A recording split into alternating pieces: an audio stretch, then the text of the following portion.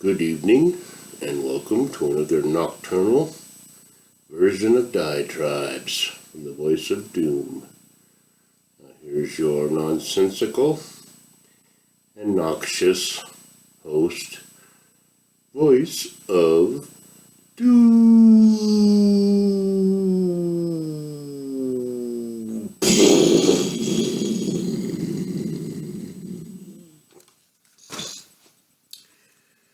Good evening, morning, 12:50 a.m. Friday. Getting ready for a busy weekend. Fireball shot. Figured I'd do a diatribe because I was not that busy at work, so I put together a show which I had in mind this morning, but I never got around to doing it because I'm busy trying to keep up with what's going on.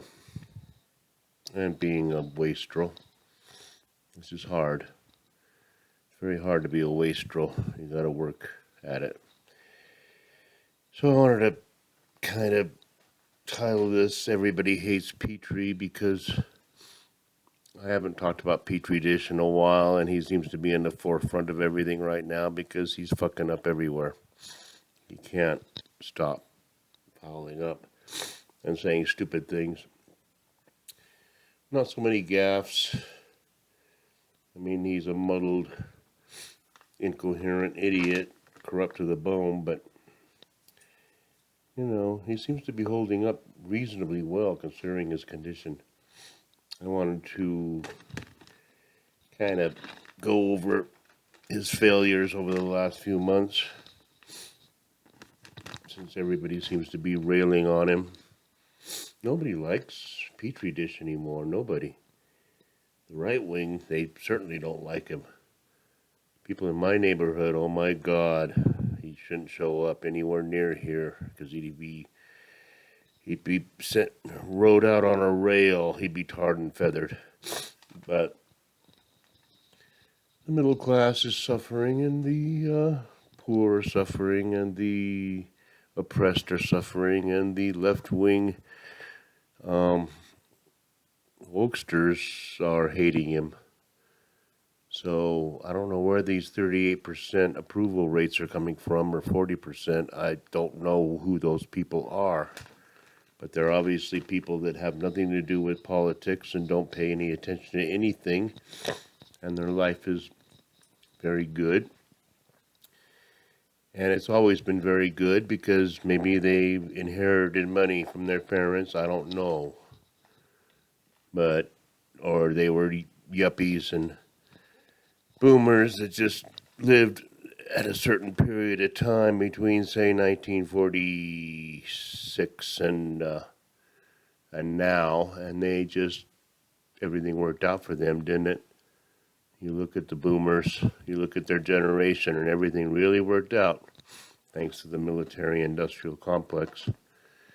And America being the only superpower and having a fiat currency that everybody had to go by, and when that goes by the wayside, we won't get into that.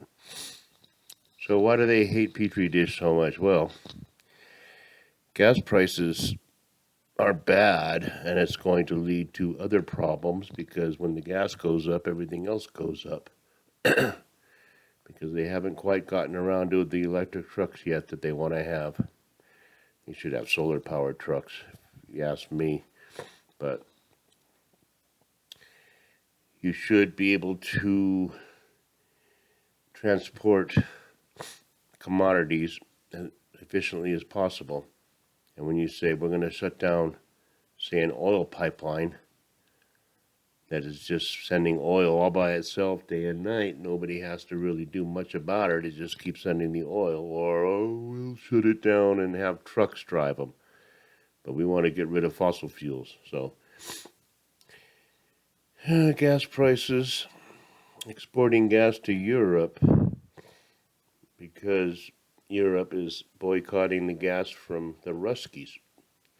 So we export gas of our own to them. And I'm hearing that, I heard tonight in the midnight radio stuff, that Petri wants to freeze the gas prices, which I think Nixon tried. Price freezes do not solve anything. All it does is it just makes the rubber band get that much tauter until it snaps. But gas. It's all gas. Baby formula. Now that's going to hit home. Because my wife could not breastfeed when we had our kids, and she tried her best, and we did everything. We didn't just fool around and say, oh, we can't do it. We tried breast pumps, but she couldn't breastfeed, and what was coming out was not enough to nourish a person. And I know probably why, because she had an ailment even back then. But they're shipping baby formula to the border. Now, I don't know if that's disinformation or misinformation, but it wouldn't surprise me one little bit. First of all, Petri and his cohorts and whoever else in the government, the FDA, says this baby manufacturing formula place has got bacteria, so we got to shut it down. Now, this is all with the COVID thing. Shut everything down if you find one little thing. Shut down Shanghai if one person sneezes. It's really insane.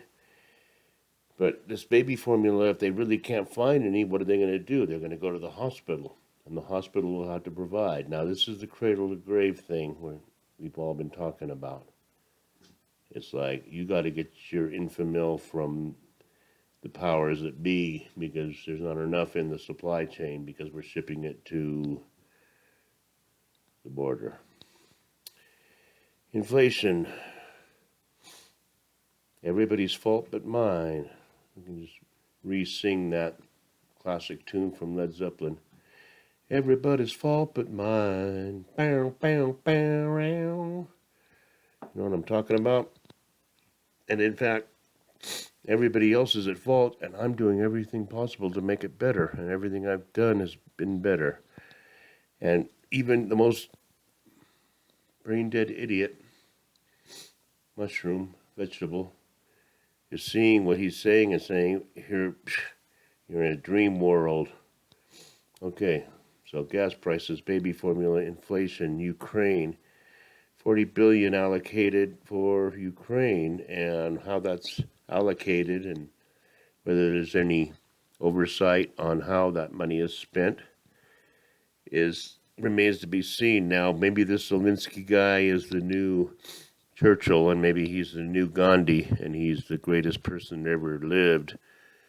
But there's other people in Ukraine that might get their dirty little sticky fingers into that money. Because when you're talking 80 billion, you know, a million there and a million there, here and there won't be noticed. Supply chain. Somebody else's fault. It's not my fault. It's everybody else's fault. It's the pandemic. It's Putin. It's Xi Jinping. It's everybody. They've shut down Shanghai. Everything's happened because of this stupid-ass administration. Everything's gone to hell. Fentanyl. That's Mexico's problem. They're the ones that are letting it in. So, you know, whether it kills 350 or 400 million people is beside the point. Because if it sneaks into drugs, recreational drugs, it'll sneak into aspirin, it'll sneak into Tylenol, it'll sneak into all the little pills. And before you know it, everybody in America's gone. Crime doesn't exist, or it's the ultra mega's fault. It's just crime is rampant. Abortion. It's in danger. Nothing may happen, and they're in the streets, you know, railing and ranting and raving. And as a coda or addendum to my last diatribe, I'm going to talk about they actually did what I said they were going to do, but it wasn't exactly what I said. Some lefty-wing idiots are over there ranting over at Pelosi's house about abortion. It makes a lot of sense. It's like, picketing Martin Luther King because he's not doing enough for civil rights. It makes a lot of sense. Terrorists, well, terrorists are Trump supporters and parents. There are no other terrorists to deal with right now that I can see. But everybody's hating Petri dish, and I wanted to come to his aid. I wanted to help him because, for one thing, if you start, you everybody hates somebody, and sooner or later they're going to get sympathy because you feel sorry for them, and I don't want any of that. So I'm going to give Petri dish some credit on how he's helped to enlighten people and how he's helped in his own way to educate everyone. And I will tell you a few things. I wrote this all down at work because I was bored. How did Petri dish help us educationally? Well, mathematically, people are learning about percentages better, and they're learning about how to add. They're learning about if gas goes up from 330 to 440 to 550, and they go, oh, that's 10%, man, that's 50% more, that's 60. People are learning their percentages and learning their basic math by watching the gas prices and geography. Nobody even knows where Del Rio is, but now they know where the Donbass region is, they know where Moldova is, they know where the Crimea is, they know every inch of the borderline of Ukraine. They're very up on the geography of what used to be Afghanistan and how many people, how many countries border that country. They do not know anything about American geography, but they're learning, international.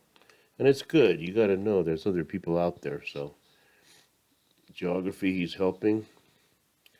He's helping people. Soon he'll be helping people know exactly how the China Sea is laid out, because there's going to be a conflagration there in about a week. Natural science, he's helping. He's teaching us a lot. He's teaching us what a woman is. We're trying to grapple with that. We're going to get it down. He's helping us with natural resources and the theory of digging into the earth and getting lithium and cobalt and graphite that they need for millions and millions and millions of electric cars that will eventually get into an accident and cause a toxic situation. And the climate. When it comes to the natural sciences, Petri dish has no peer. We're learning a lot about how we're destroying ourselves. Literature. He's helping with education and literature and what people read and what people should know and what information is and what truth is. It's very convenient to have a government and have a leader that will delineate the truth for us, and then we don't have to worry about it, and everything else that he hasn't bestowed on us is disinformation. So you get into philosophy, you get into the humanities, you get into education. Like, for instance, parents are terrorists. The teachers' union is sacrosanct, and it rules everything. And it's good to know that. So he's educated us a lot. Economics, he couldn't have been more helpful in teaching the common rabble, the common crowd, about how economics works. My buddy knows a lot about point spreads, and he might know a lot about 70s rock. But until the last year or so, he had no idea what a CPI meant or what a COLA was. And now he goes, yeah, the consumer price index and the cost of living, and cost of living index.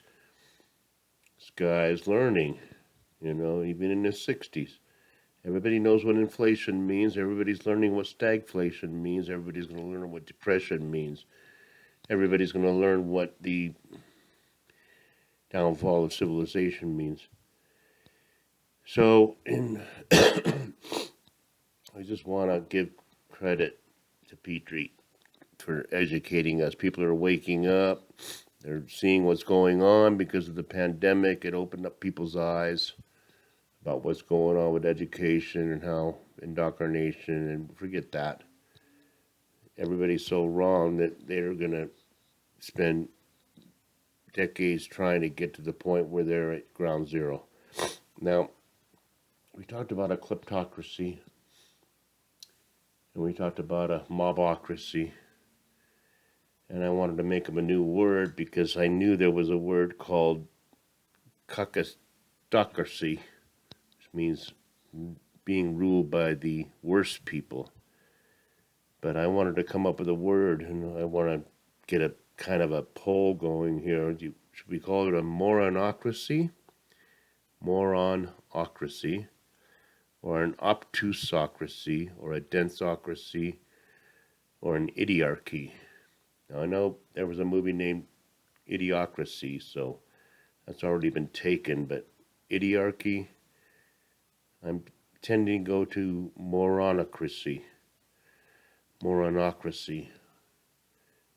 Being ruled by the stupidest people is a moronocracy.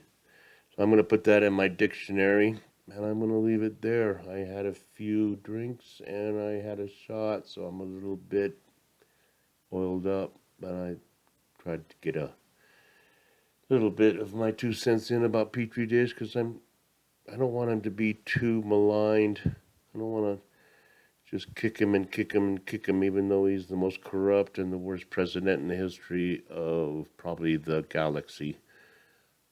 I don't want people to start feeling sorry for him, so I gave him a few bones, gave him some credit for helping us learn.